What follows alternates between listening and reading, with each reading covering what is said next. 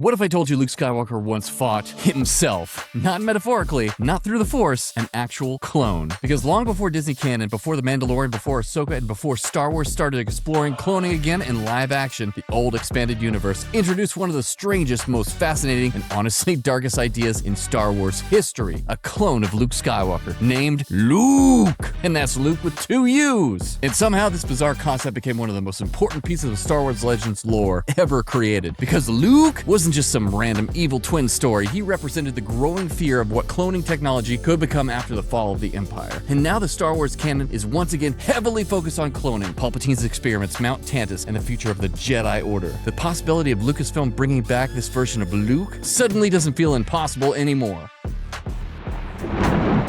This is the way. This is the way.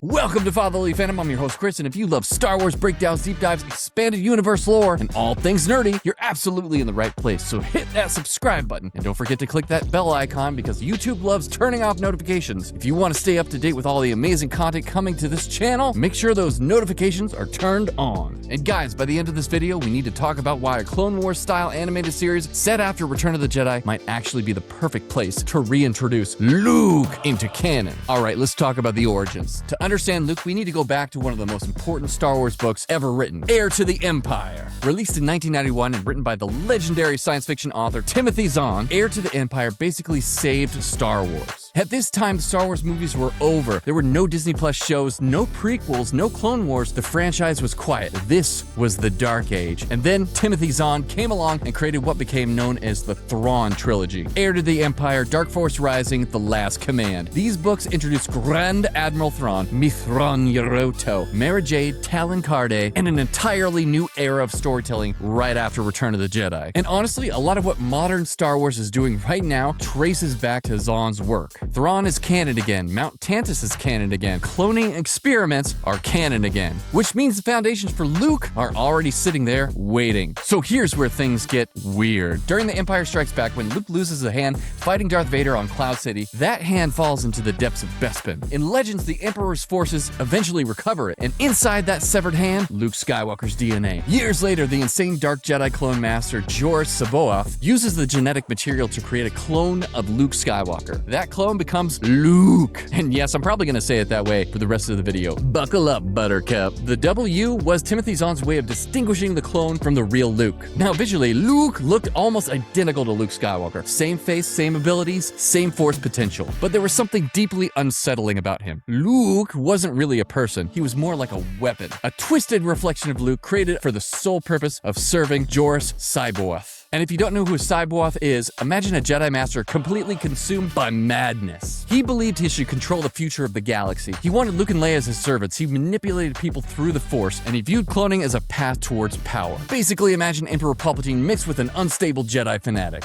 And that's the kind of nightmare Luke was created under. And Luke's biggest moment comes during the climax of The Last Command. Luke Skywalker eventually comes face to face with his own clone. And honestly, the symbolism here is incredible. Luke isn't just fighting another enemy. He's fighting the weaponization of his own legacy, a dark reflection created from the violence of his past. The Empire literally took the injury Luke suffered at the hands of Darth Vader and turned it into a tool. This is peak Star Wars storytelling. The battle itself is fast, brutal, and chaotic. And in the end, Luke is killed by Mara Jade, which is incredibly important because Mara had spent years hearing the Emperor's final command in her mind. You will kill Luke Skywalker. And by killing Luke instead of the real Luke, Mara finally frees herself from Palpatine's manipulation.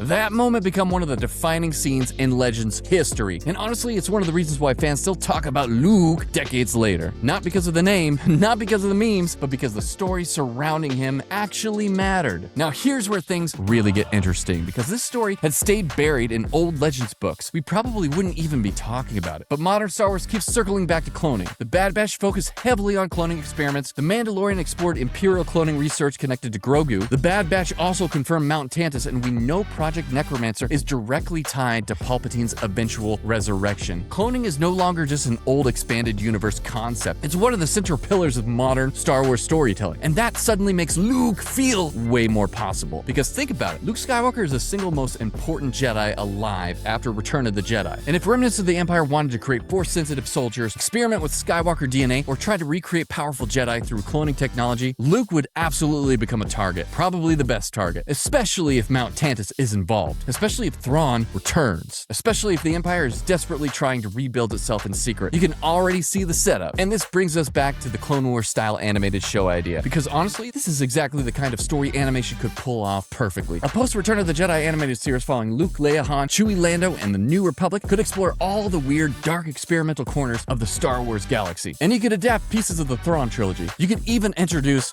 Jade. And you could show Luke searching ancient Jedi ruins while trying to rebuild the Order. And eventually, you could build towards the reveal that someone has cloned Luke Skywalker. Imagine that moment. Mark Hamill returning to voice Luke, a darker cloned version speaking with just enough emotional emptiness to feel terrifying. A lightsaber duel between Luke and Luke animated with the same intensity as Clone Wars or Tales of the Jedi or even Maul Shadow Lord. That would break the internet. And honestly, animation gives Lucasfilm the freedom to tell stories that would be insanely expensive or difficult in live action, especially younger versions of legacy characters. Now, obviously, if Lucasfilm ever brought Luke into canon, they'd probably change some things. The name alone would probably get adjusted. Although, honestly, the Star Wars fans would lose their minds if they kept the W. Hey, maybe even add a couple extra. But the core idea, that absolutely works. A clone of Luke created from the DNA recovered after Bespin, an Imperial experiment trying to weaponize Force-sensitive genetics, a dark mirror of Luke representing the fear of what the Empire could become if cloning technology goes unchecked. That fits perfectly into modern Star Wars, especially now that the franchise keeps asking the question, how far would the Empire go to regain power? And if you think about it, we've already seen hints that cloning Force users is unstable and dangerous, which makes the idea of a mentally fractured Luke even more terrifying. And I think the reason why Luke still fascinates fans after all these years is because the idea taps into something deeper than just evil clone. Luke Skywalker represents hope. He represents redemption. The idea of the Empire taking that symbol and twisting it into something artificial and corrupted is genuinely disturbing. It's Star Wars horror. And honestly, guys, the expanded universe was willing to get weird in ways modern Star Wars sometimes avoids. Sometimes it worked, sometimes it didn't. But Luke, as strange as the concept sounds, the story behind him